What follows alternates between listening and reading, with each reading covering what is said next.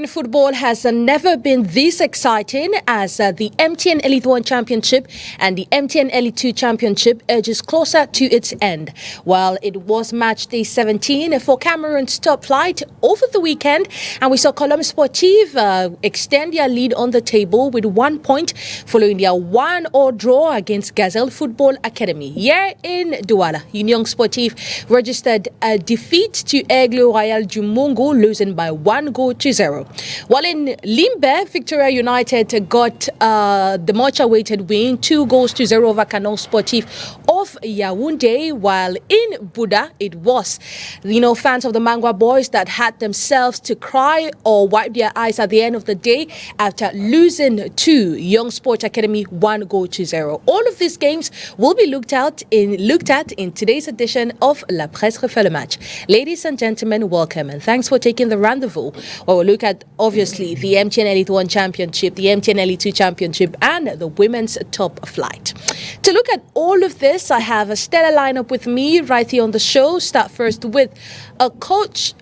I wanted to say a coach after my heart, but I think it's a coach that is has done a lot for Cameroon football. A coach that is, many people will definitely attest to what he has done for Cameroon football. A man I respect so much. Always happy to have him here. Coach Billet Tanga, welcome and good evening. Good evening, Oni, good evening to the viewers of Spectrum TV. Yeah, happy to have you, Coach. It's a real pleasure for me to be here tonight. Yeah, a real pleasure it is. Well, sitting close to Coach is Lucas Temes, sports analyst. Once again, welcome. It's always a pleasure to have you, Lucas. You look sharp today. Thank you. Thank you. Is it the Ramadan? Tell me, what's happening? Maybe the Ramadan. Maybe the Ramadan. Thank you for this panel that is well constituted, and good evening to all of us, and we hope we'll make it today to give to the televiewers the information that they need to go to the field and to get all what they need to take part in their way to our championship. When you go to the field now, there are no crowds there, and we are crying that every day. And what we hope now is that everybody comes to the field as usual, as it was before in 1919, 1994, 1998, when Cameroon football was the Cameroon football that we know. Well, Cameroon football was the Cameroon football that we know, maybe because of the sun, honestly, because every time I go to Bapelepe and Bonamusadi, I get 3 shades darker. When I come back, they only see my teeth.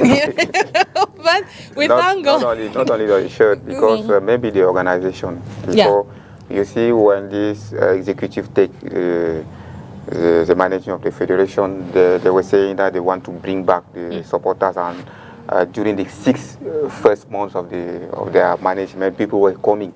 I don't know why people have disappeared, and when you see even Bambutos playing today, it is amazing to see that Bambutos was bringing the club that was bringing many supporters to the field is now emptying the field when he's playing.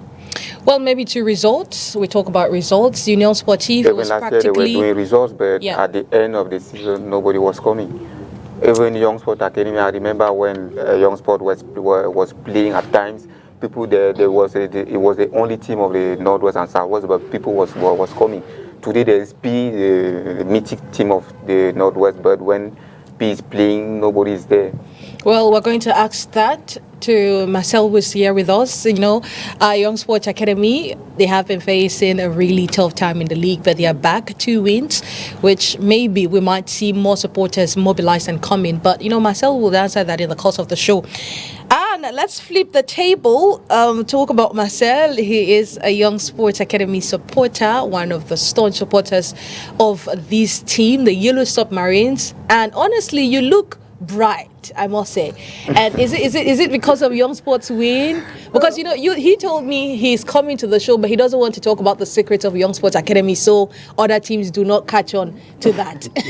Yeah, Emma, I will start by saying good evening to all the panelists, and nice meeting you, Coach. I think I have followed you once over the program, and it's been long, so I was very delighted when I saw I'll meet you face to face. And I would like to say, as to my brightness for today, it's not because of the Salah, it's because we are on a good foot. Yeah. Yes, we are on a good foot. So, as you know, the submarines are those who always bounce back. And we always call ourselves, and it is always difficult to identify or to define this statement, the only frog that can skip backwards. Okay, that's how you call yourself? Yes, that's how I call young sport. It's the only frog that can skip backward. Okay. So never underrate the submarines. Never underrate the submarines. A clear message to every team watching out there, especially their immediate opponents this weekend, because the Yellow Submarines seem to have been back. Now, talk about another man that lost Young Sports Academy, but also lost Canon Sportif of Yaoundé. Well, this weekend, I'm sure you had something to celebrate about. Young Sport actually won, even though Canon could not get the win. In Limbert, Denis Frank Dam, sports analyst, welcome. Good evening, Oni. Good evening to all the panelists. Good evening to all of your viewers. It's always a pleasure for me to be part of these amazing TV shows. We are talking about the field, about the result, the score, the statistics. That's what I like, and I'm glad to be there today. We're happy to have you. Well, there you have it, our guest of the day. Well, it's time for us to kickstart with the program. We'll start first with what has been making headlines on our very first page, the Elite News. Elite News.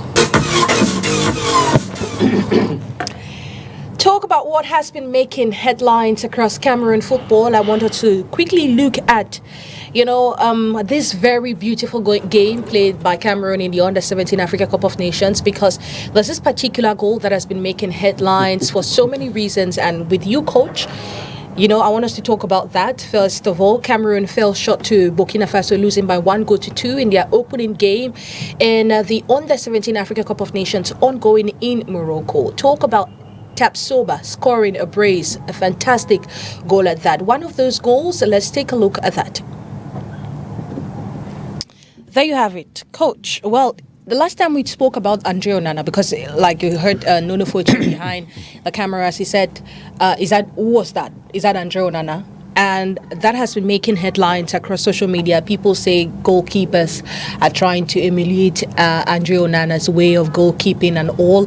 But, you've said a lot of great things about Andre Onana. But now when you look at this example from goalkeepers, not just at the level of the national team, but also in Cameroon's top flight, do you think what to blame Onana for their choices, or we are to what exactly do you make of the entire situation, Coach? First of all, what I want to say is that the way you're seeing Andre Onana playing is the normal way today, according to the evolution of the football, because around how do I say it? The way the goalkeeper must play today, it's not the same thing like they were playing 20 years ago. It's not the same thing. I think one of the 7 lessons we took from the 2014 World Cup was the way the goalkeeper were playing. It's not, c'est pas étonnant de voir ce genre de choses. Even Andre Onana, I think he considered a goal like this, such a goal. Yes, last year. I don't know, it was in the Premier League Championship. No, but last year was a friendly game. A friendly game? Yes, a friendly game against Lens. Against Lens, yes. And after that, I think it is not possible for him to consider such a goal again. So for this game, I think the game was very spectacular because when how do you call him? Tapsoba. When Tapsoba received the ball, he had a Cameroonian defender on his back, and he tried to turn out. When after having turned, he saw the goalkeeper. But the Lopez, the Cameroonian goalkeeper, is not very experienced.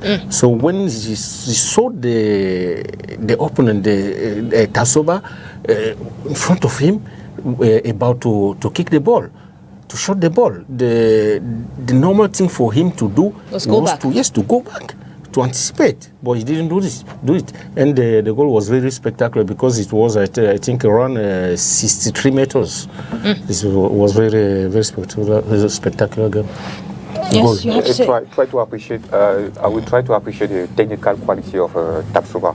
And today we are taking these players as the goalkeeper as a reference to Andrew Onana. We are forgetting that in 2015, Cameroon was playing in Limbe against South Africa, and the Giansemi conceded the goal. Yes. And that made him pay for that goal, because after that game, Giansemi has never played for our national team again. It is at that time that this goalkeeper, how do we name, Ondwa has come up to take from Giansemi.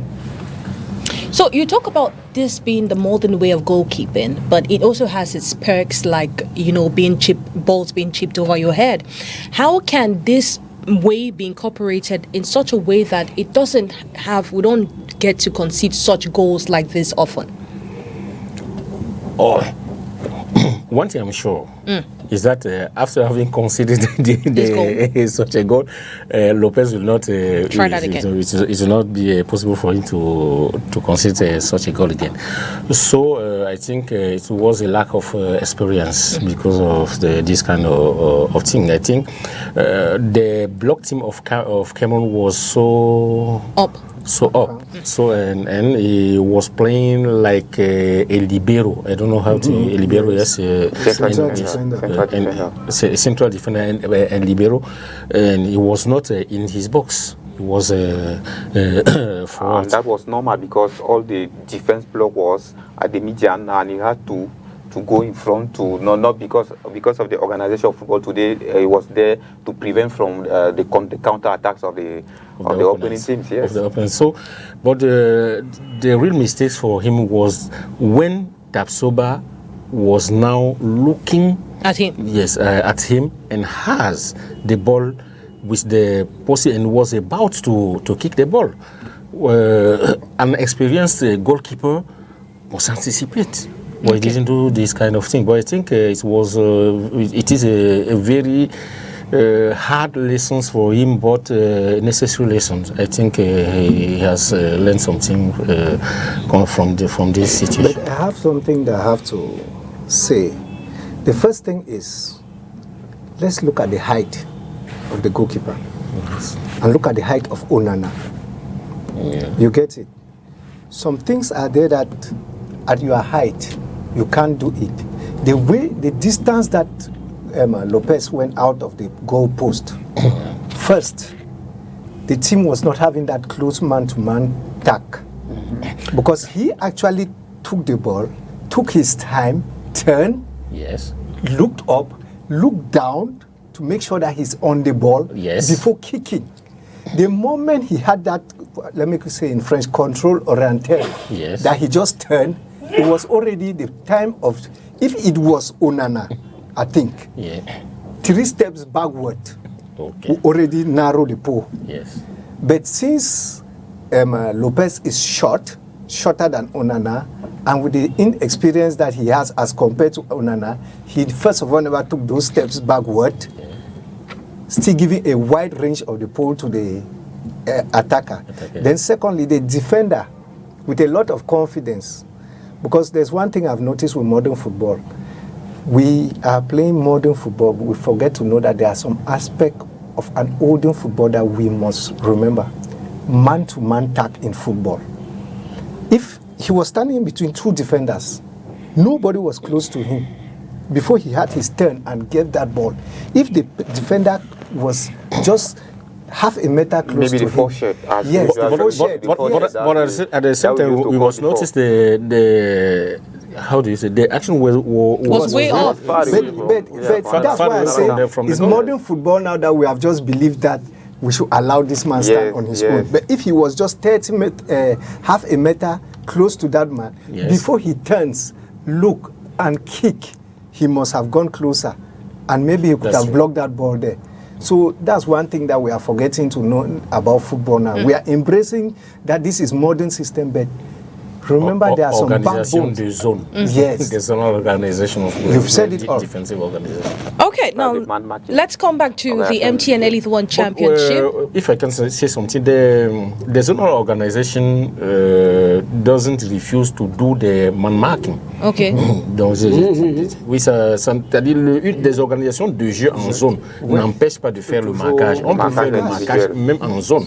C'est-à-dire dans la zone où l'adversaire se trouve, si tu te trouves avec lui, tu le marques. Vraiment, tu ne lui permets pas de jouer. Donc ça, c'est pas interdit. Okay. Well, let's come back to the MTN Elite One Championship. We look at Alexandre Belibi, that is reportedly the new coach of Dinamo of Douala. He is tasked with taking Dinamo out of the relegation. They haven't won in their last 11 games. Have picked up Alexandre 3 draws. Belibi. Let's take a listen to the report.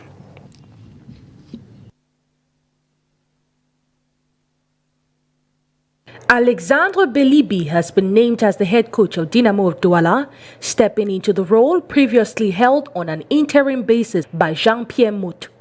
Mout had taken charge following the dismissal of Inangasa. Belibi arrives with a strong track record, having managed prominent clubs such as Bambutus of Buda, Avion Academy and Leopard Sportif de Douala. Dinamo of Douala's recent performances have been far from ideal. Their last league victory came on January 5, 2025 with a hard-fought 1-0 win over Young Sports Academy at the Mbapelepe Stadium. Since then, the team has endured a dismal run of form, managing only 3 draws and suffering 8 defeats in their last 11 matches. During this period, they scored just 6 goals while conceding 14, a record that has left them languishing in 15th place with a mere 14 points. Belibi's appointment comes at a critical juncture, and his first test will be a formidable one. Dinamo's next fixture is against league leaders Colombe Sportif Dijon Lobo, a side that has lost only once in 17 games this season. And being Colombe Sportif, and you were quite, tossed about that. But still, we have Alexandre Belibi. He has coached Bambutus of Buda. He has passed through the ranks of Avion Academy, Leopard Sportif. The last team he coached, in 2023 before they sent him packing. But now, look at it. Do you think he's the right man for the job? In their last 11 games, Dinamo hasn't won any game in their last 11 games. 3 draws, 8 defeats, and they face Colombe. Can Alexandre Belibi do the magic for Dinamo? Le problème souvent avec ce genre de situation, c'est on ne se sent pas d'électrochoc. Tu as souvent, on change d'entraîneur, il arrive et puis directement derrière, tu as peut-être 2-3 résultats qui arrivent. Là, du coup, je prends l'exemple d'Anicien Barafou et du côté de Bambutos. À peine il est arrivé, tu as Bambutos qui va battre Gazelle à Gawa, qui fait 2-3 bons résultats. Mais après, la réalité te rattrape. Non, dans le cas de Dinamo de Douala, le mal est plus profond. Et moi, je n'aime pas la façon dont on traite les entraîneurs au Cameroun. Il le sait. On tente toujours, quand ça ne va pas, on dit toujours que c'est l'entraîneur. Ben, Inangasa était là. Parmi les 11 matchs dont tu parles, il y en a qui ont été joués par Inangasa, il y en a qui ont été joués par Mot. Lui, il va venir jouer. Si ça se passe mal, on dira quoi? Que c'est aussi de sa faute. Non. La Dynamo de Douala a un vrai problème de management. Vous avez suivi ce qui s'est passé. Ils ne se sont pratiquement pas entraînés pendant la trêve. Tu reprends, quand tu ne t'entraînes pas pendant la trêve, tu reprends avec l'équipe, tu as à peine 12 joueurs pour aller jouer du côté de Bafoussam. Vous vous attendez à quoi? C'est pas. Et après, on dit c'est l'entraîneur. Non. Moi, bon, Belibi, il arrive. Il a ses certitudes, il a sa façon de travailler, mais il faut aussi tenir compte d'un aspect. C'est qu'il n'a sélectionné aucun des joueurs qui sont là. Donc les joueurs qui sont là, il va les trouver. Ce n'est pas lui qui les a amenés. Donc il faut d'abord voir le niveau des joueurs.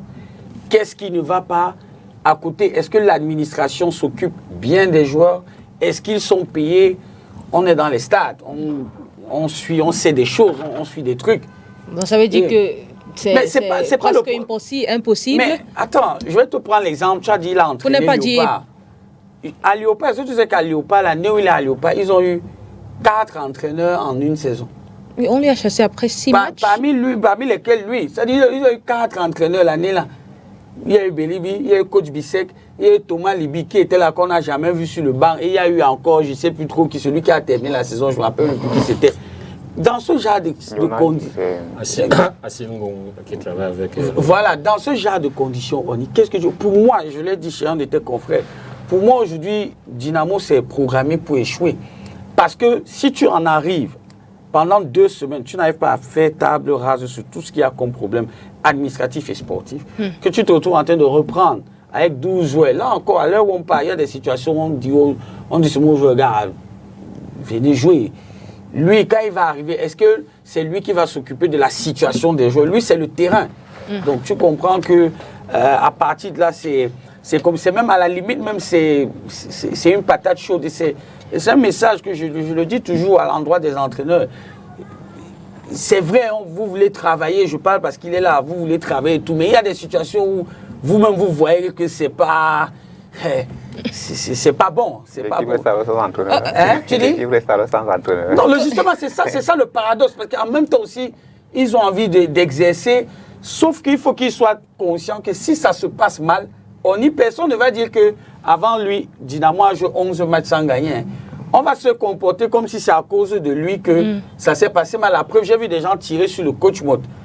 Comme si c'est lui on a tout dit sur lui au stade lors du dernier match Dynamo que j'avais suivi ici. En oubliant qu'avant lui, il y avait un entraîneur qui, voilà, donc c'est ça le problème. Coach, he said something about those are the kind of jobs that you don't take as a coach, because you know at the end of the day they will remember that Dynamo went up to the Elite One, stayed 1 season, and the season where they were relegated was when you were as a coach. Do you think as a coach that's not the kind of advice you give another? This is their second year de first division. Yeah, second year. Mais en fait, si Dynamo descend, ça serait pas étonnant. Parce que, en réalité, c'est vrai, Alex arrive par exemple. Il va essayer de faire du travail. Mais, premièrement, il n'est pas un magicien. Le mal de Dynamo me semble plus profond. Comme, administratif. Oui, comme Tony était en train de dire, le mal semble plus profond. Et je suis désolé peut-être de le dire parce que Dynamo c'est aussi mon équipe, j'ai été manager général de cette équipe, mais il est beaucoup plus difficile de sauver une équipe contre la relégation que d'être champion, contrairement à ce que les gens pensent. Parce que généralement, les équipes qui jouent contre la relégation, c'est des équipes où les joueurs, où il n'y a pas... Généralement, souvent, il y a un problème au niveau de l'effectif. Donc, parfois, les joueurs ne sont pas bons ou alors sont indisponibles. L'encadrement ne suit pas.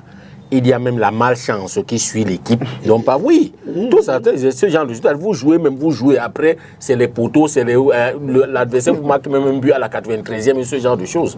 Donc, sauver une équipe contre la relégation, c'est extrêmement compliqué. Ce n'est pas une affaire de... Et Dynamo, malheureusement, chaque fois que l'équipe de Dynamo place un joueur, comme Ateba est parti, ça fait des problèmes dans l'équipe. Et peut-être que ces problèmes peuvent impacter au niveau des résultats. Maintenant, il y a eu plusieurs staffs techniques qui sont passés. Benjamin Mongo, qui a commencé à travailler avec l'équipe avant le début de la saison.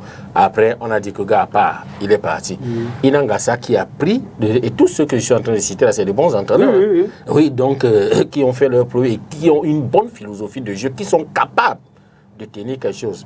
Inangasa est venu là, il a fait, normalement, avoir fait un bon travail, mais les résultats n'ont pas été réguliers. On n'a pas été suffisamment patient, on ne lui a pas donné peut-être suffisamment de moyens. Et pour dire vrai, ses collaborateurs ne jouaient peut-être pas franc jeu pour l'aider à réussir.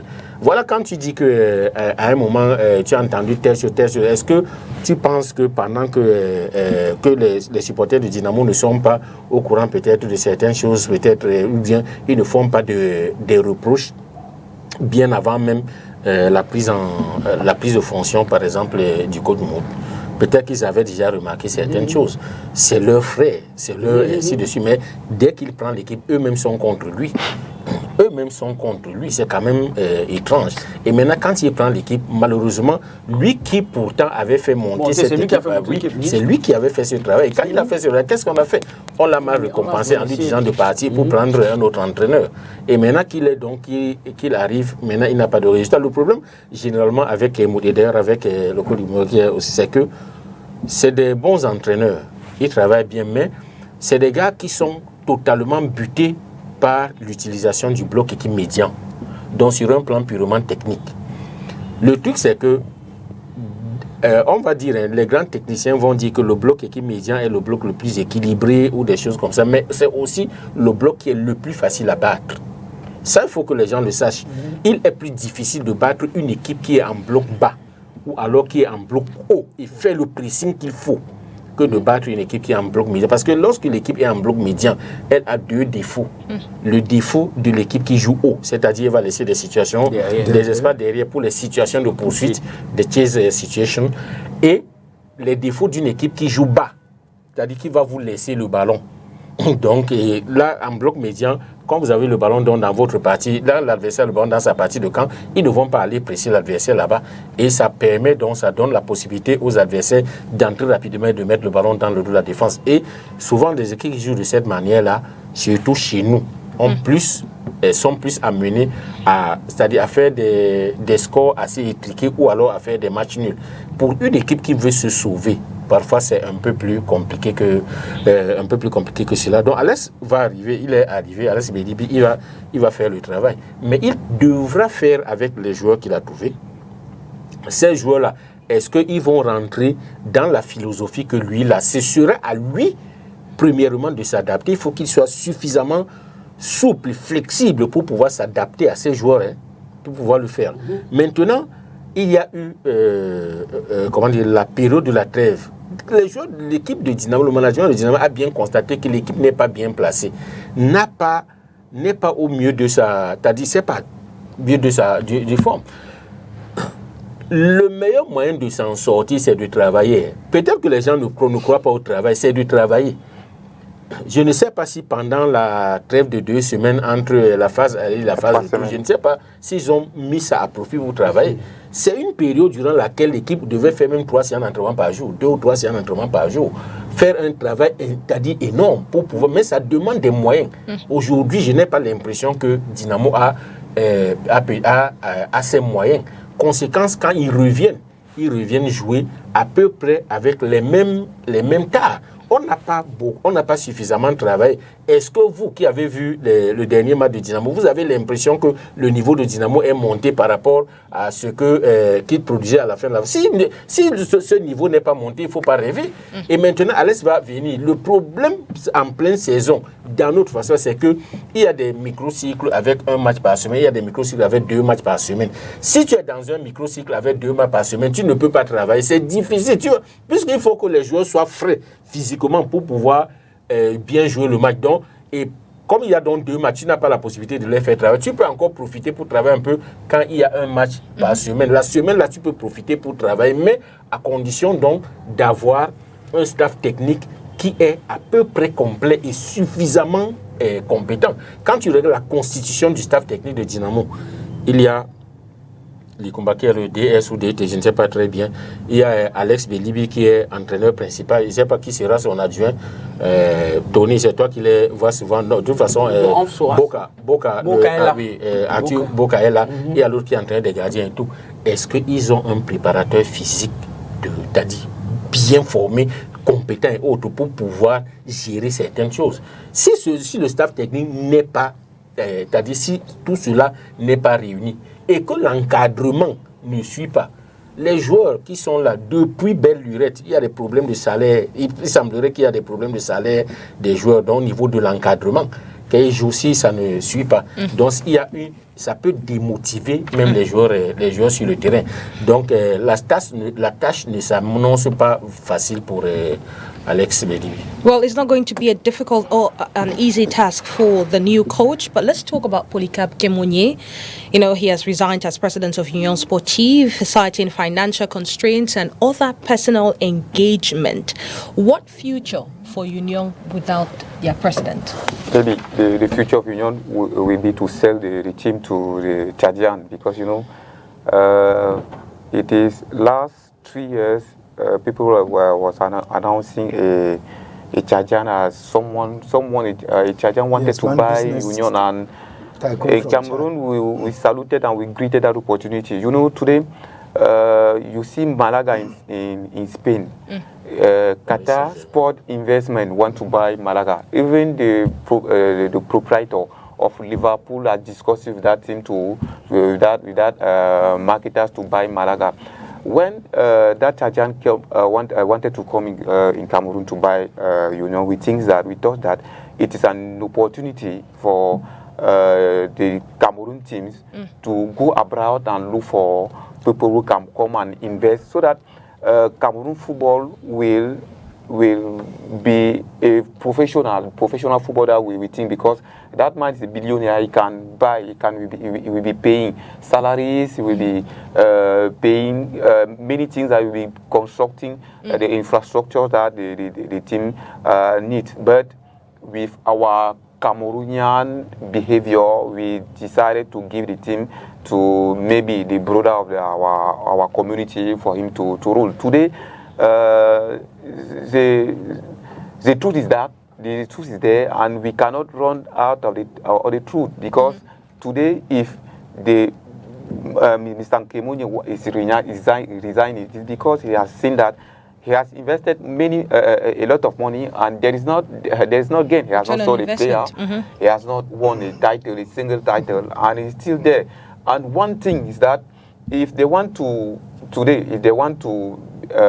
act as they were acting before that committee of SARS, Comité de Sages, ruling by Monsieur Ngazapi, nothing will go out. They need to change their society, their company to their team as we wanted before, Société Anonyme, where many investors can come, and we will have many investors.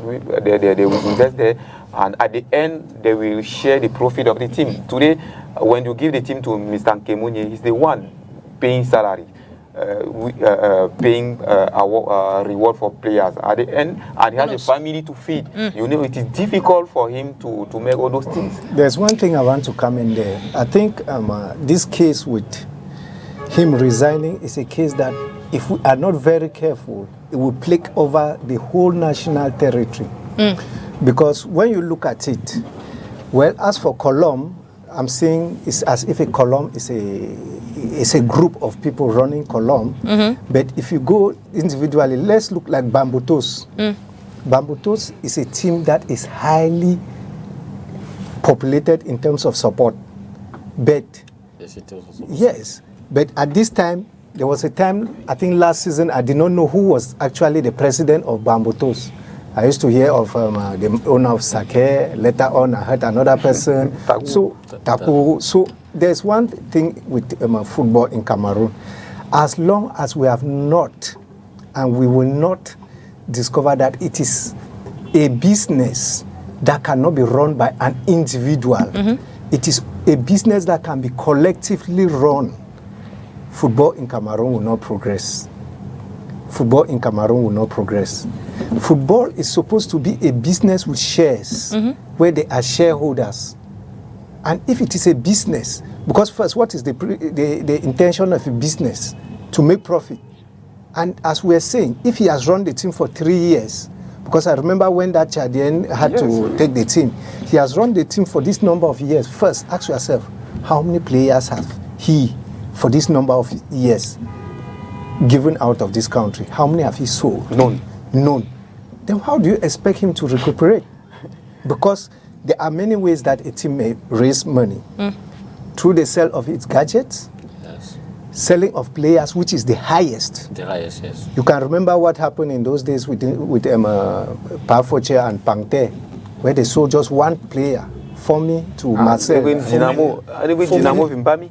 Okay, Wimbami. So I'm just like saying that there are many ways. Recently, Atiba. Yes. So I'm like saying that I think it is high time that if FECAFOOT can institute something, that you don't own a football team as an individual.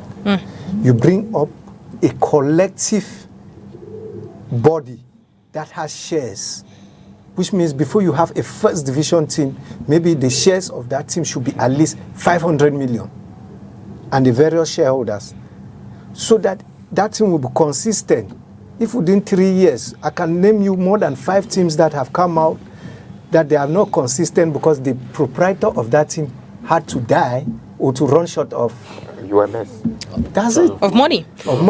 Okay, well, I talk about Union. I mean, I attended their General Assembly and they said I think it's from next season or sometime, they're going to turn it into a company. So we're still waiting for the time when that will take full effect. They have already said. They are always saying but they are not turning into company. Well, we'll hope and see that this is the last time they say that, hopefully. Well, maybe because they are seeing that they will go down to the League 2. Maybe they will start not the wish. So they'll go down to the League. Okay, it's not the wish. Maybe it's either a public team or a communal team, a local communal team. Okay. Your village can own a team that will raise money. Okay, our time is fast spent on MTN Elite on the Elite News page. It's time for us to talk about the games. Well, after this transition, we'll definitely be joined by Sonny Armstrong. We'll have him on phone all the way from Yaoundé to tell us about the games over the weekend. Well, the political capital definitely hosted 3 games and Cotton Sport of Garwa unfortunately leaves the political capital with 0 points. But we'll get to talk about Sonny. We'll get to talk about that with Sonny Armstrong after this transition.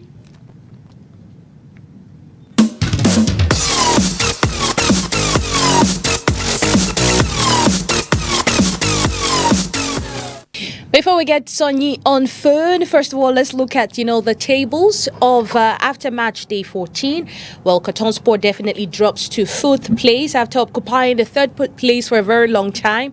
They are now 4th on the table with, after recording yet another defeat to AS Fortuna. Well, the side is winless in their last 3 games. Colombe Sportif definitely is top of the league with 38 points after playing a 1-0 draw against Gazelle Football Academy in Yaoundé. Well, the side definitely will be in Douala this weekend. Gazelle 34 points, Stade Rena in 3rd place 28 points, while Cotton is on 26 points. Well, relegation is in the relegation zone. We have the likes of Bambutus of Buda, we have the likes of Union Sportif of Douala, Dynamo of Douala, Young Sport Academy of obviously Bamenda. Well, we have Sonny Armstrong on the phone to tell us about the games over the weekend in Cameroon's political capital. Sonny, good afternoon and welcome to the show. Good afternoon, Oni. Good afternoon to all your televiewers. Yeah, so the political capital definitely had 3 games. Can we say the spectators left the stadium after, were they having like a blissful feeling after that 3 game over the weekend on Sunday and on Monday? I beg your pardon. Definitely, the fans were satisfied with what was produced on the field of play as entertainment by the various actors, be it the AS Fortuna against Cotton Sport or Colombe against Gazelle, or the last game that was played yesterday between Banque and Feuvazu. All of the games produced a lot of spectacle and the fans were satisfied with what was produced on the pitch. Talk about satisfaction. Well, Cotton Sport of Garwa is definitely not satisfied. They leave the political capital with 0 points, no points at all. But looking at what they produced on the pitch against Feuvazu and earlier against Colombe Sportif, would you say the merits what they got? Against AS Fortuna, it was a case of Cotton Sport trying to play against a side that could actually measure up to them. It's not just these 2 games in Yaoundé. It's a run of 4 games without a win for Cotton Sport of Garwa. And in these 4 games, they have not scored a goal, which means that they are struggling to actually produce anything. Against Colombe, mind you, they had no shot on target. And against AS Fortuna, they had just 2 shots on target. And when in the last 15 minutes of the game, they were quite lax at the back, especially against Colombe, because you could see the number of chances that a player like Brice Sinjo missed for Colombe, and in the last 15 minutes, we had to record a number of heroics from their goalkeeper, that's Gaden Alabadna, to keep Cotton Sport in the game. So Cotton Sport has a lot of fixing to do. Now they are 11 points away from the top, that's Colombe. I think the gap gets wider as time goes on. They've moved to the 3rd spot. They need to fix every compartment of their game, from goalkeeping right to the attack, because they need to stop conceding, they need to start scoring, in fact, they need to start winning.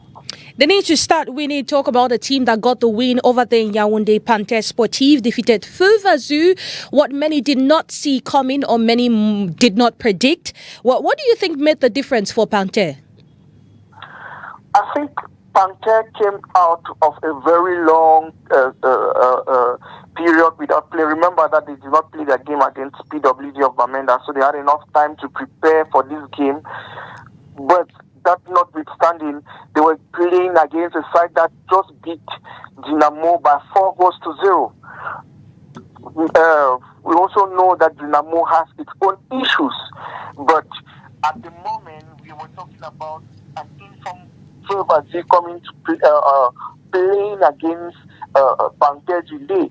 Panthère Jide produced their game that they know again with a head coach like Yves Clément Aroga, and also had an important player, Papa Brandon, who was absent for this game. So on the pitch, it wasn't all that beautiful. But now, one thing I would say about the league is it's at this particular moment, it's about 3 points. And they got it through the penalty spot, and they could keep a clean sheet and get all the 3 points from Yaoundé. Get all the 3 points from Yaoundé, but Gazelle could not do that against Colombe Sportive. Just quickly as possible, what can viewers retain from that game as a sports journalist that watched it? It was a game of balance on the pitch. Both coaches actually read the tactical display of their opponents. They actually knew how to counter. You had a Gazelle that could counter the quick moves of Colombe and made it very difficult. You know, Colombe they have a system of playing a very high press on their opponents, while Gazelle plays the ball on the ground, passing the balls from back to front easily. So in the first minutes of the game, while Gazelle was producing his game, Colombe could actually trap Gazelle and score a goal through. The goalkeeper of Gazelle made a mistake on the goal, but it actually brought Gazelle back into the game, and they could produce better and get an equalizer. Gazelle are not an easy side to beat, especially away. So it was a good game between the top two. The top two actually produced a game that could, if I could describe it as a marketable game that could be used to advertise the league. Okay, thank you so much, Sonyi Armstrong, for joining us. Do have a wonderful day. Thank you very much, and a very good evening to you, your panelists, and every other person watching. Okay, so there you have it. Again, that could market the league, a marketable game. Well, for those of you that missed the game, let's get highlight in this report. Victoria United returned to winning form with a decisive 2-0 victory over Canon Sportif of Yaoundé in the MTN Elite 1 Championship. The win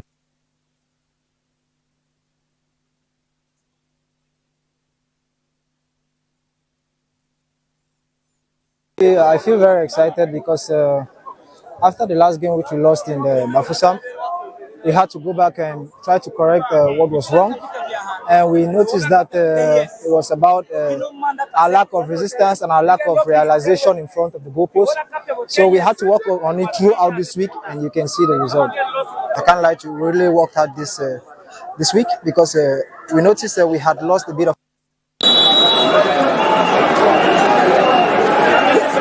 League leaders Colombe Sportif Dijan Lobo and second-placed Gazelle FA battled to a 1-1 draw on match day 17 in Yaoundé.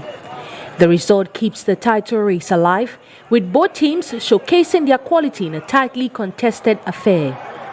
The match began with both sides adopting a cautious approach, but it was Colombe who struck first in the 22nd minute. Luc Bidet took advantage of a goalkeeping error to slot home his third goal of the month, giving his team an early lead.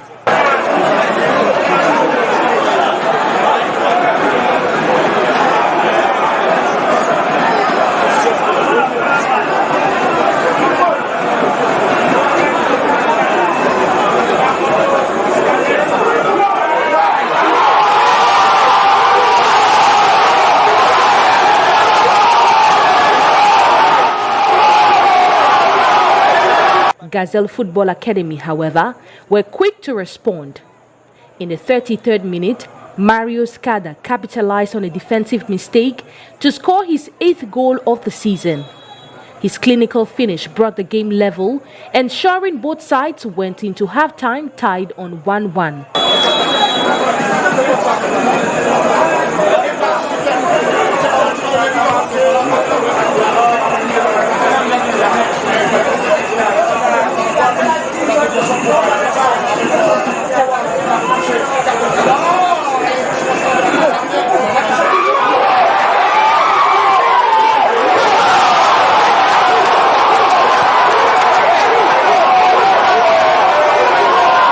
While chances were limited in the first half, Colomb appeared more composed, building their attacks patiently from the back and controlling possession. The second half saw Gazelle Football Academy step up their game significantly. They created several chances and looked more likely to find a winner. However, poor finishing and resolute defending from Colomb denied them the opportunity to take all 3 points.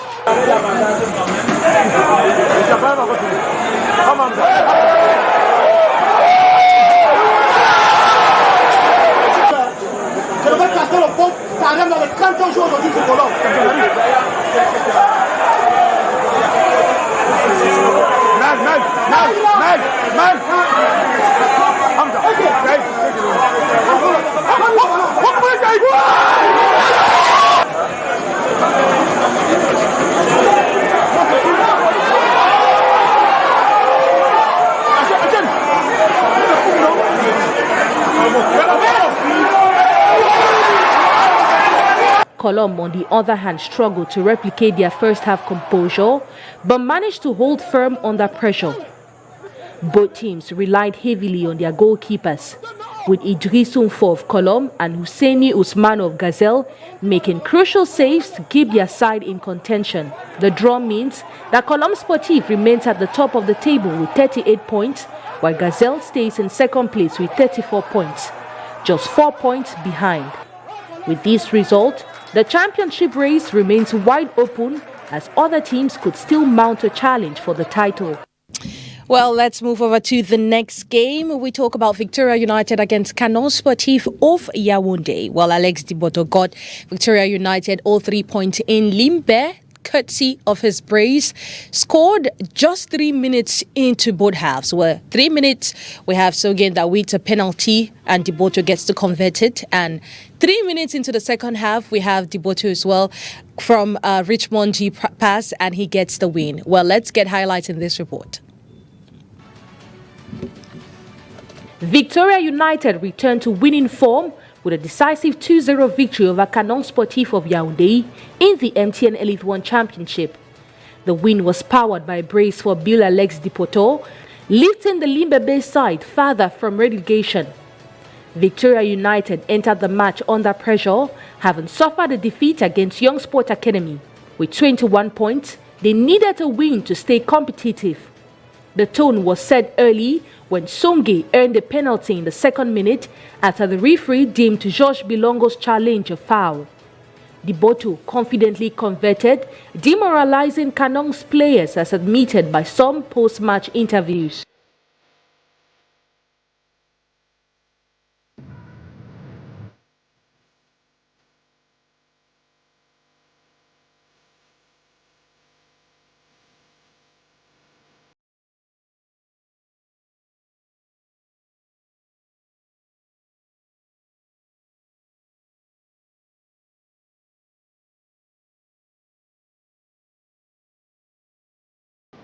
Canon's goalkeeper Stéphane Bekolo made crucial saves throughout the first half to keep his team in contention.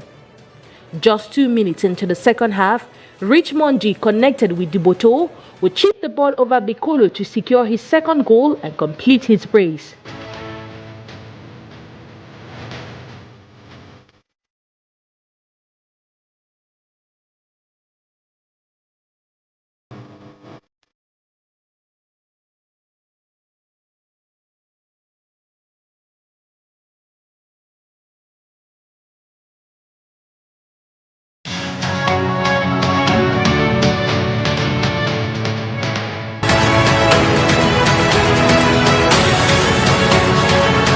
Despite efforts from Kanong, they failed to recover and Victoria United controlled the game until its conclusion.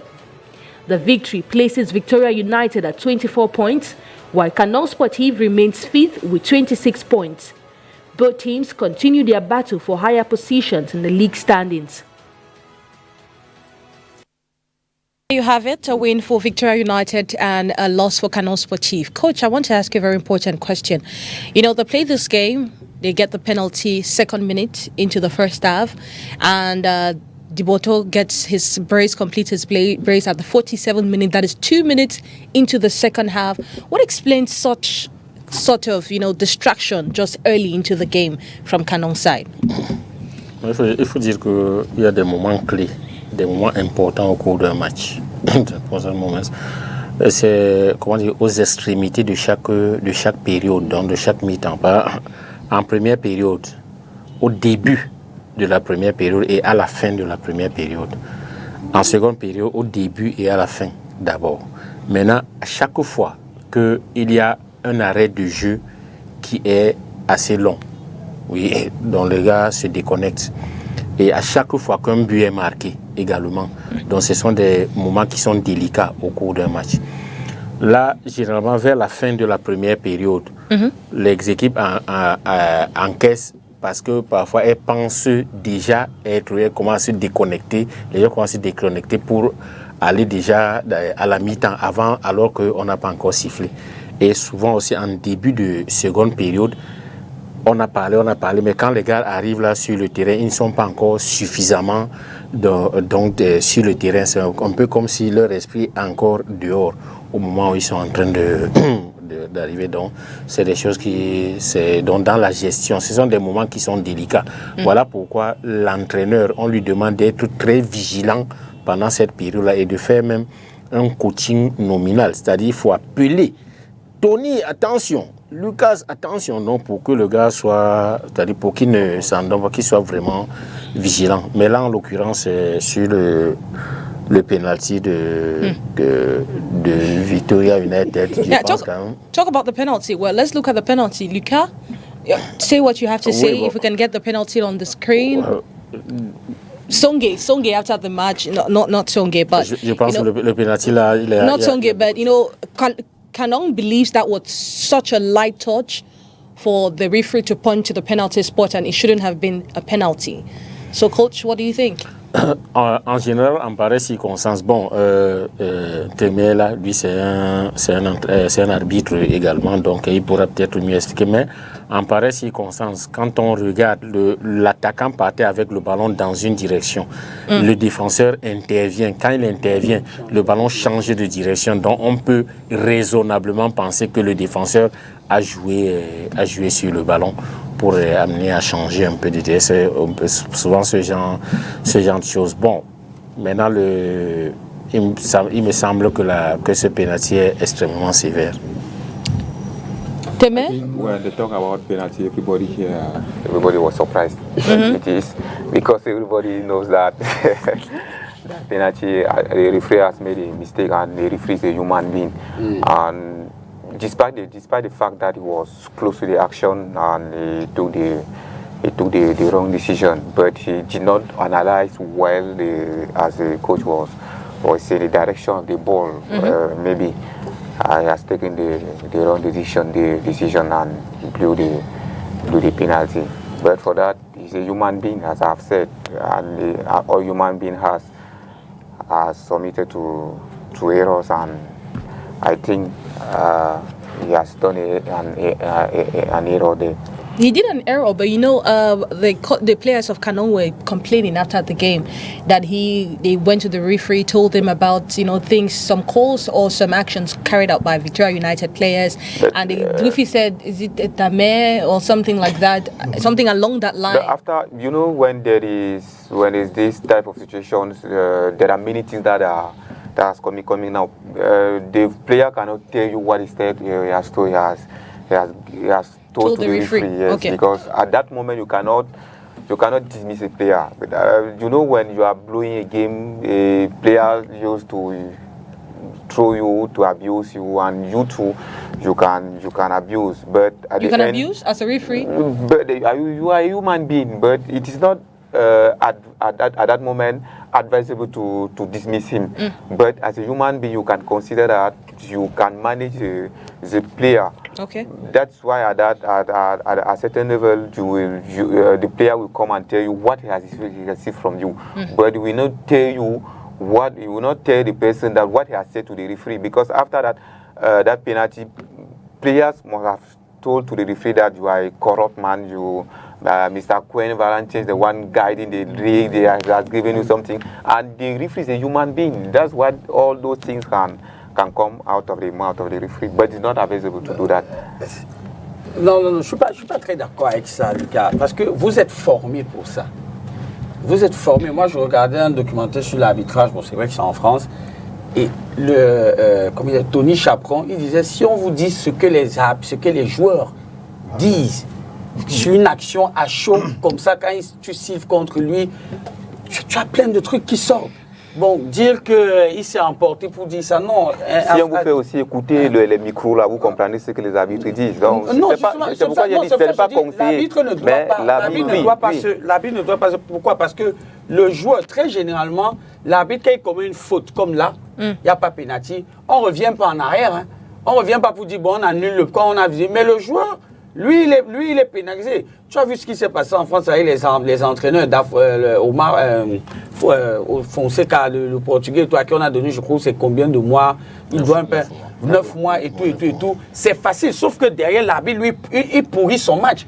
Le mec qui prépare son match pendant toute une semaine, il fait tout un travail carré. Et toi, tu arrives sur un coup de tête, tu siffles n'importe quoi, tu lui pourris le match. Et tu aimerais qu'il reste tranquille, qu'il zen. Et le comble, c'est que tu viens même te placer devant lui. Non, à un moment donné, les arbitres aussi, il faut faire attention. Et tu te rappelles, tu as même failli couper des situations comme ça. On a connu ça où des arbitres se sont fait lyncher. Moi, j'étais contre ça. J'étais contre le fait que les arbitres se fassent lyncher. Mais à un moment donné, si on doit dire l'arbitre est un human being, ok, le mec qui te lynche aussi, c'est un human being. Parce que le supporter, lui, ne veut pas venir voir le match de son équipe au stade et tu suives les histoires comme ça. Et tu disais quelque chose de très... Moi, ce qui me gêne, c'est que très souvent, ça bénéficie toujours à la même équipe. Une fois, ça passe. 2 fois... Mais justement, quand ça se répète un nombre incalculable de fois, à un moment, tu te dis non, là, c'est plus un problème de chance ou de malchance. Surtout que ce sont des situations tellement... Tu cherches, qu'est-ce qui peut même motiver quelqu'un à siffler penalty là, ONI? C'est pourquoi je vous ai dit que l'arbitre, c'est une personne comme toi. Oui, je peux accepter. C'est pour ça que j'ai dit 1 fois oui, 2 fois oui, mais quand ça se répète, pour la même équipe, je suis pour la même équipe, et très généralement, dans le même stade, ça commence à... Normalement, tu te poses des questions et ça fait en sorte qu'aujourd'hui, tu vas voir un arbitre qui va bien siffler, une faute normale. Je prends l'exemple du dernier match ici, au playoff, où il y a la main du joueur de Stade Renard. Il y avait effectivement pénalty au Popo. C'était clair. Nous tous, on avait vu qu'il y avait pénalty. Mais tellement on est habitué à des trucs pas très nets que ça faisait même bizarre de dire ah oui, en fait. De toute façon, on s'y attendait. Justement, ça fait bizarre. À un moment, tu as envie de te dire, ah, vous faites toujours comme ça. Sauf que là, tout le monde a vu la main au stade. Donc, c'est un peu compliqué. Yeah, Mr. Marcel? I want to say something. First, the penalty to me, I will say it's not clear. It's a joke. First, it's not clear. When the defender went to the ball, the attacker was there. He was swift than the defender. But look the action of the ball. Look even at the feet look of at the defender. Yes, look at where the ball goes immediately after that. So if you want to analyze it first, who touched the ball? Because the speed at which the ball went is not the speed that you tell me that a Opopo player could touch that ball to go. Don't you think maybe he was falling back and his legs maybe behind not at that speed, not at that speed, madam. The ball could go just a few centimeters, but look the distance in which that ball left between the two legs. Right. If you can look, you see that the leg actually see the distance that the ball left. You see? It shows that it left with force. It could not just be a small touch that you touch this person's leg, then he pushes the ball right to that other end. No. So to me, the penalty is not clear. Then the aspect of talking to the referee, there's something we have to analyze about human being. When you are in sports, when you are doing sports generally, be it football or any other sports, I think the coach can testify. There are some words that when a coach talks to the referee, they will sanction that coach more than what the player will say. Psychologically, when you are doing sports, your adrenaline is highly secreted. And when it is highly secreted, you have that ability to say something that maybe you may regret afterwards. That's why you see in recent times, you see players talking and you see blocking their mouth that the camera should not interpret whatsoever. So talking to the referee inside the match is not good. It's not something to encourage. But when you, a trained person with a cold temperament, cooler than that of the player, you tend to respond. It sounds immature. And as he rightly said, why will it be constantly one team people are complaining about? That is a question mark we have to answer next time. Well, we'll have to answer next time. We don't have all day. Let's look at the next match. Young Sports Academy. Well, it was a 2-win for Alexander Belinga as head coach of Young Sports Academy. Well, the side got the win in Buddha. A late-minute goal for Young Sports Academy against Bambutis of Buddha, scored by the man himself, Donway Fielding, and that was at the 52nd minute. Let's take a look at the goal, how it came about. Defensive error. Now, look at it. You look at...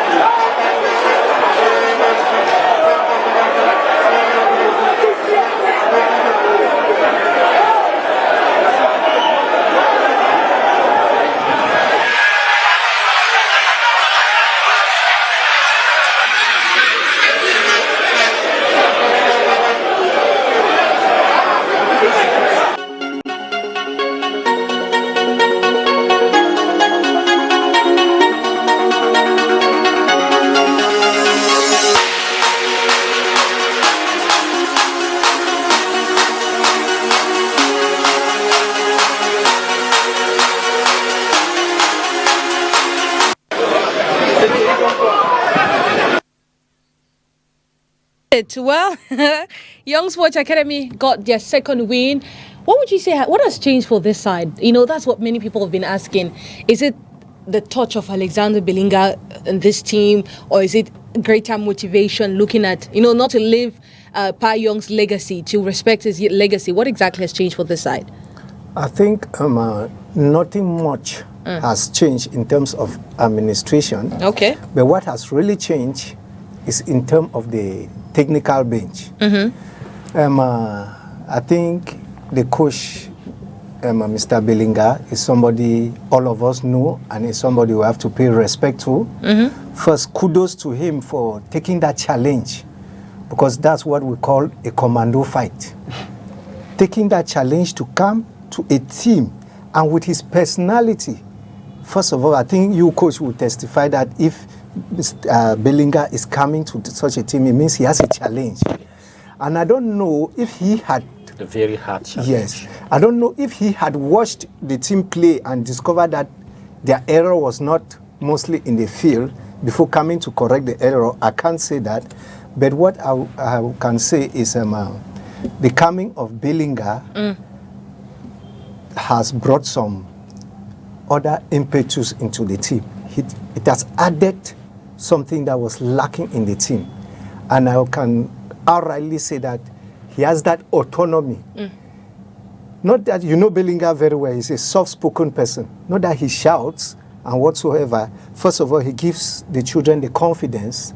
Then he has broken a barrier that was existing between the head of the team and the players itself, which is he has come in now like a father to mediate, because at first the president and the coach were age mates, and the coach himself, the president himself, being a former footballer, has a certain, when you know something and you see somebody doing it, you have that conception that he should do it your own way. So he had that influential powers on the former coach.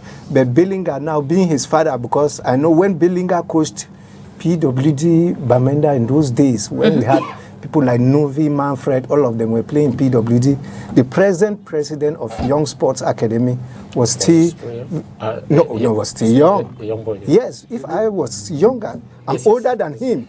I'm older than him, but at that time I was still young, going to watch Coach Bellinger. So when I heard he was coming to Bamenda, it was first of all a big surprise. So he has come. And he has even come, I can say it is in a difficult time, because the captain of the team, the captain that started with the team, Jibero. Yes. Who is no longer there. Is no longer there. Then you go again, Frankie, who took over from Jibero, is on injury. So you see that he has really come in when things are not the best, because after the poor performance of the team, it started, things were rigmaroling, going some way, so some of the players dropped out. But when you see the way he has come like a father to the children. He has given them that zeal. He has made them to understand that you people can do it. And there's one spirit that the young sports always have. As I said, it's a frog that can skip backward. A frog that can skip backward. Yes, which means what you are expecting at certain times you will not see. So should Bonaventure Jonke prepare, because you play Union Sportive this weekend? But obviously, just the name, Bonaventure Jonke, hearing that Bellinger, he already knows that he's having a target, a wall in front of him. Then I still have confidence, because there's one thing, if you go into young sports, you notice that some of those children, even the regional league, like Nyame Junior, he went to Bafu United, right? I don't think he was not even consistent. Then you have one guy, Paul, I've forgotten the other name, who played at the defense line. He's a young boy here in Bonaberi. He's even a student. He was not playing. Yes. But if you watch the match, the way he played that game, very, very offensive.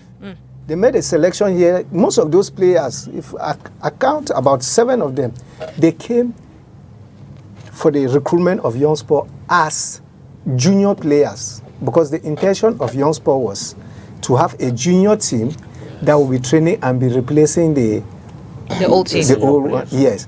But unluckily, as they came, the old ones left because we had some little problems with administrative handovers. So those old ones left. So those young ones now, some of them are even surprised that what they were not expecting is what they are seeing.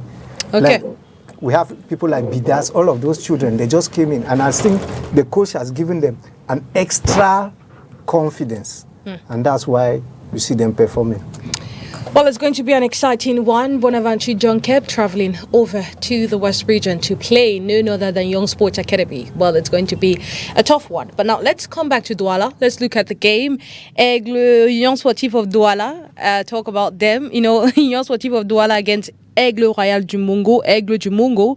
Well, it was unfortunate for Union Sportive of Douala as Yves Mbappe got the winner for Aigle Royal du Mungo at the 71st minute. Well, they put up great fights, ended on a barren draw in the first half, but the winner came for Aigle du Mungo. And it seems like they're coming back to Douala this weekend as well.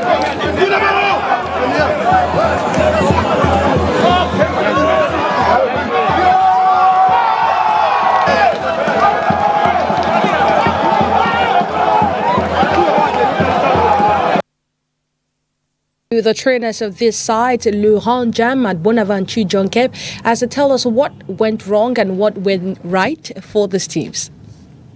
Aujourd'hui, on était sur le plan physique nettement meilleur que les autres fois.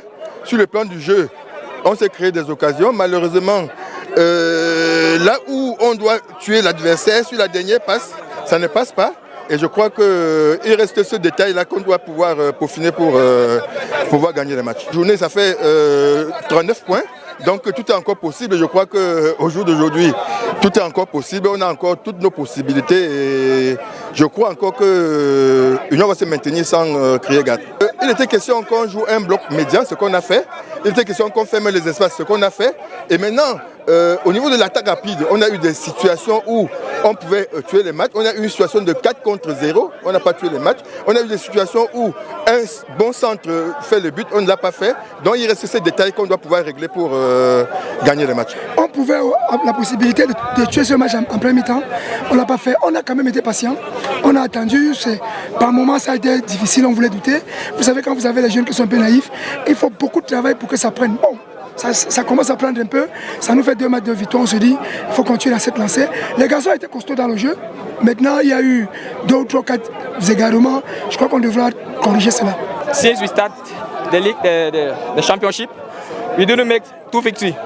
You know, now we are very happy because, you know, you win the last game against Arena. Today we win against Union. You know, it's a derby. But before the 2 weeks for the holiday, we start to work hard. Now we win. We have to keep work because, you know, after that game, we have to win again. Grande joie. Et ce n'est pas qu'une joie stable. C'est une joie qui va jusqu'à dans le futur parce que ça nous met en confiance et ça prouve que l'équipe est revenue à son niveau normal et nous pensons que nous allons nous maintenir et atteindre les objectifs, donc parmi lesquels le maintien et pourquoi pas être championnat parce que depuis que la phase retour a commencé, nous sommes à 2 victoires d'affilée. Effectivement, depuis Elite 2, Douala a toujours porté chance à notre équipe et nous pensons qu'avec l'équipe dirigeante, nous allons plaider pour que la majorité de nos matchs retour se passe à Douala. Je suis vraiment contente pour les 2 victoires d'affilée parce que à la phase aller, ça n'a vraiment pas été facile. Mais à la phase retour, je vois qu'avec le travail que les gars fournissent, on va arriver là où on doit arriver. Je pense que Douala porte énormément chance à l'équipe. Parce que depuis que nous jouons sur ce stade, je pense on a déjà aligné quand même un bon nombre de victoires en fait. Énorme. Bon, c'était prévisible, hein? La victoire ne nous a pas surprise parce qu'on savait qu'on gagnait aujourd'hui.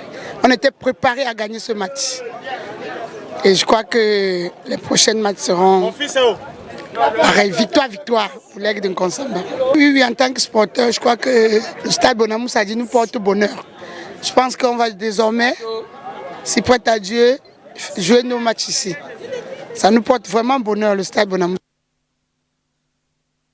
Bonamoussadi Stadium bringing luck to Aigle Royal du Mungo. Well, they will be coming back to Bonamoussadi at on Sunday, April 6th, where they will face Bambutus of Buddha at 2 p.m. Well, Bambutus of Buddha was without Coach Anise Bagafo when they played against Young Sports Academy. We do not know what his future would or the future holds for him at that level. But, you know, at 2 p.m., Aigle Royal du Mungo against Bambutus of Buddha. At 4 p.m., Dinamo of Douala against Colombe Sportif Dija and Lobo.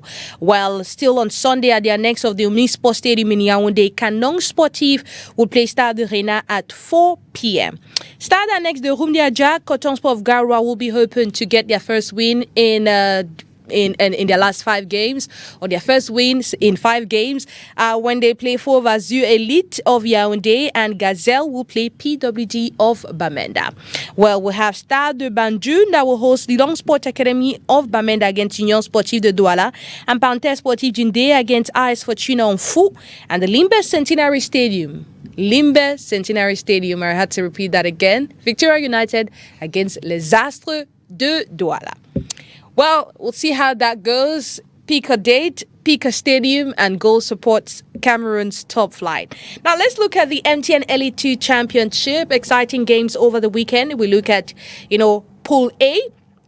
Yeah, Pool A, we've seen match day 14 play over the weekend. Diko of Banjul defeated Union Sportive da Bombang. Fovo Football Club of Baham played a 0-0 draw with Isosa of Limbe, and Bafemen United got the best of ISFAP. Well, on the table, Bafemen is 22 points. Top place, Edingsport de la Leke, 1 point shy of Bafemen, 21 points. Isosa of Limbe, 18 points. Well, at the last of the table, the last of the table is Jiko of Banjul with 12 points. Fovo Football Club of Baham follows suit with 12 points as well.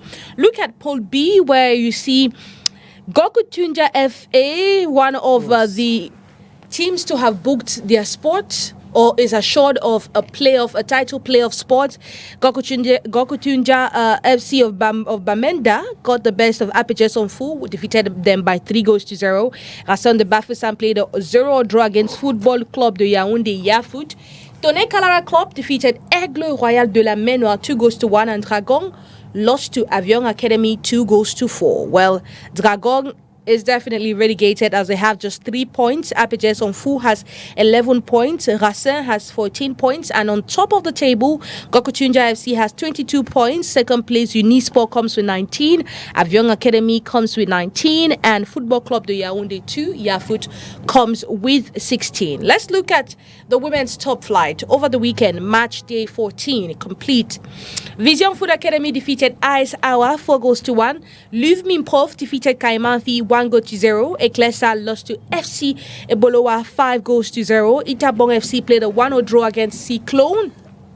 Jasport lost to Leke Football Fee. Amazon Fab had the best of Authentique 1-0. Not looking quite good for Authentique, but we'll look at the tables. FC Ebolowa on top with 40 points, 5 above Leke with second place with 35 points. Amazon Fab is third with 30 points, and Luvmin Prof follows in fourth place with 22 points. Ice Hour is at the bottom with 7 points. Kaiman Fee 13 points, Cyclone 13, and Authentique 15. Well, there you have it. Results in the Guinness Super League in the MTN Elite 2 Championship. We've looked at, match day 18 of the MTN Elite 1 Championship. Just last words before we close. We'll start with you, Coach. Which game are you looking forward to? Which game would you watch this weekend? Is there any advice you give to any team that is struggling now, or Colombe, on how to stay top? Le match qui serait le plus important. Bon, c'est vrai que Young Sport va jouer contre Union, c'est ça, non? Oui. Yeah. Oui, mais il y a également le match Dynamo Colombe. Oui. Belibi aussi. Oui, oui. Belibi Toa. Oui, donc il est en train il vient de prendre l'équipe. Ce sera des matchs assez intéressants à voir. Je souhaite vraiment que les gars qui viennent de prendre leur équipe comme ça, qu'ils aient de bons résultats. C'est de bons résultats. Lucas Tembe. Before I want to comment on the list of the position of Guinness Super League, I will say that Aisawa was one of the teams in Cameroon that has won many titles, but today they are the last of the team. Means that the management there is not quite, and they will be relegated if nothing is done.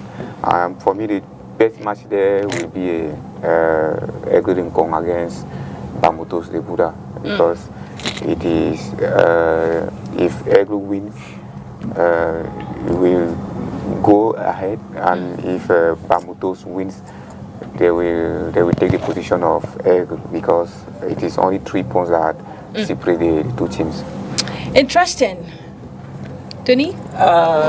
Oui, bon, moi le top match, c'est clair que ça sera Canon contre Stade Renard, parce que ce sont des équipes qui se suivent. Canon présentement vient de choper la 3e place à Coton. Pardon, Stade Renard vient de choper la 3e place à Coton, et Canon est, je crois, 6e. Et ils ont 5e, et pense que c'est les Astres. Je crois que Canon est 5e. Oui, parce que comme Canon est 5e et Astre et Stade Renard est 3e. Donc ça va être le top match de cette journée, parce que ce sera le 3e contre le CK. Si tu me permets, Oni, je voudrais profiter de l'occasion pour il y a une de tes téléspectatrices qui est justement devant l'écran, à qui je souhaite par avance un joyeux anniversaire, Olivia Tchangom, qui aura 1 an de plus demain. Et je lui dis tout le bien que je pense et j'espère que ça va bien se passer. Okay, I mean, should we ask again, young sport? It's obvious that Young sport. not much. And, there's something I've just noticed from the League 2. It's as if this crisis, as it is intense, or let me say, as the crisis is plaguing the Elite 1? No, crisis is plaguing the Northwest and Southwest, especially too intense in Northwest. It's as if the children at that period were more concentrating on school, because I mean on football, because Northwest has been the breadbasket of football school in education in Cameroon. But it's as if those children are more on football. If you go in the League to look on the other, the A pool, Bafman is topping the chart. Gokutunja FA. Gokutunja, yes. FC on the other side. So it's as if during this period, those boys were really taking. Yes. Then secondly, I would like to use the opportunity to tell the young sport fans that we have our logo, or our synonym talk that we always say, Yosa, together we win. So you young should be careful because we are together. You never want to well, just you didn't praise the technical staff of Yosa. No. For that, I think Belinga is doing. I earlier said Belinga is like. In short, I don't know. I personally talked with him some few days ago. He told me we should believe in ourselves. Believe in ourselves. So they could do it. Yes. So I will say, and I told him he's not in a strange land. It is his land.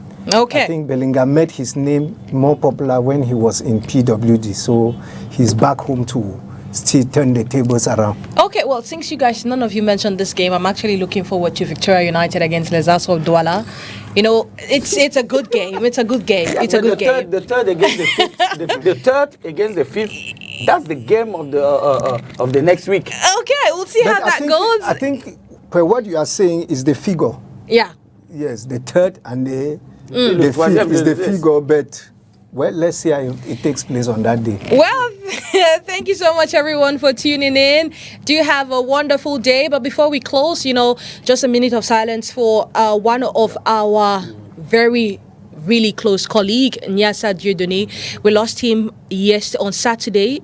He had an accident, and unfortunately, he's no longer with us. I worked with Nyasa for the Cup of Cameroon, and I was with him on Tuesday when we covered Cameroon's game against Libya.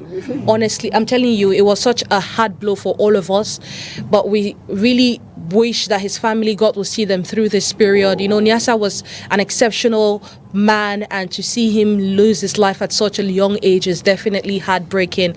We do wish our dearest condolence to him, to his family, I beg your pardon, and to all his loved ones. May his soul continue to rest in peace. Well, it's on that sad note that we bid our farewells right here on La Presse Refait le Match. Do have a wonderful day in the company of our programs, most definitely.